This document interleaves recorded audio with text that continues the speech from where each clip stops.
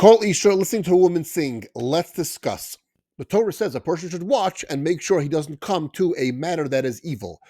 The Talmud says that refers to any situation where he's going to have arousing thoughts. Talmud says a person shall say Krishma in front of a woman's voice because that's considered a nakedness. This is a very strange opinion of Shmuel, and he derives it from Song of Songs. Rashi says, since he derives it from Song of Songs, if that says the woman's voice is pleasing, therefore it just means a woman speaking. Shmuel says the same opinion in another Talmud where he says a person can't talk to a woman, and that clearly, therefore, it's just talking. Ritva says also it's merely the speaking voice of a woman that is prohibited, although he quotes others and says others say it's only singing. Where do they get that from?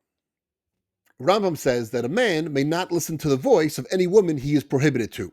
Shulchan Aruch agrees with this. Now, the Rush and the Rif do not record the stringent opinion of Shmuel, and that generally speaking, that you can't listen to the voice of women. It's only of a woman who you are forbidden to by Torah law. Tor follows his father, the Rush's stringent opinion, and also cites that a man may not say Krishma in front of a woman that is speaking, even if it is his wife.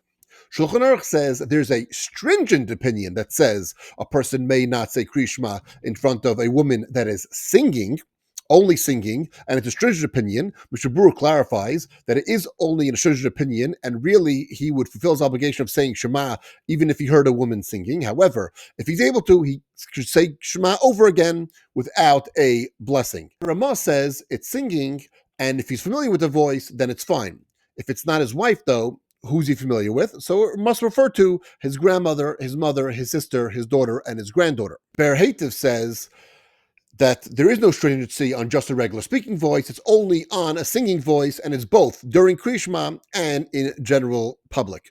Mishnah Berurah says that a person is not allowed to hear the singing voice only when it's Krishma, although he would be permitted to hear the singing voice in other situations, unless it's a situation where the woman is prohibited to him by Torah law, and it will lead him to sin. So when did it go from a woman talking to a woman singing? There are two considerations.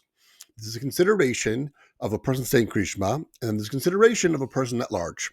Now, even though the person at large, it's a lot less likely that he would sin, and even though that sin is much greater, with Krishma, it's a lot easier to be distracted.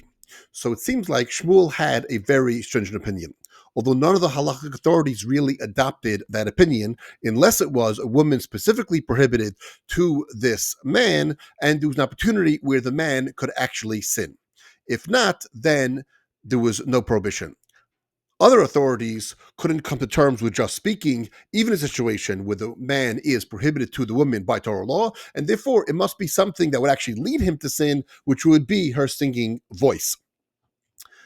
Since the stringency of Shmuel was not universally adopted, therefore many authorities, like the Mishnah Berurah and like the Shulchan Aruch, say that listening to a woman sing is only prohibited during Kriya Shema.